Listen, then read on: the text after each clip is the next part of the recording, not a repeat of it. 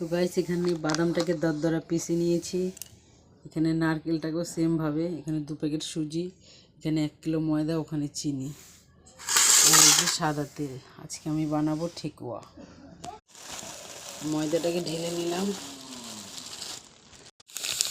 2 packet সুজি দিয়ে নিলাম, বাদামটা দিয়ে দেবো। কিছু কিছু বাদাম দেখো গোটাই আছে গাইস। এবার দেবো নারকেল, ফুটছেই না। সাদা তেল দিয়ে দেবো। এবার তেলটাকে সুন্দর করে ময়াম দিয়ে নেব। সুন্দর করে তেলের সঙ্গে ম্যারিনেট করে নিয়েছি, আর দেখো এরকম দলা হচ্ছে। এখন এই যে চিনি ভিজানো জল দিয়ে শক্ত একটা ডো তৈরি করে নেব। সুন্দর করে আমার ডোটা হয়ে গেছে। এখন একটু তেল মেখে 10 মিনিট রেস্টে রেখে দেবো। পুরো ডো থেকে ছোট ছোট লেচি কেটে এরকম ঠেকুয়ার শেপ দিয়ে নিচ্ছি, এই যে এখানে দিয়েছি।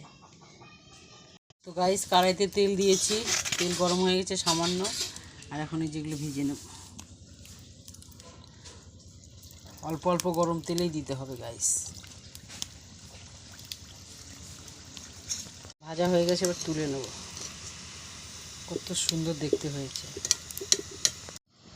তো সব ঠেকুয়া আমার ভাজা হয়ে গেছে গাইস।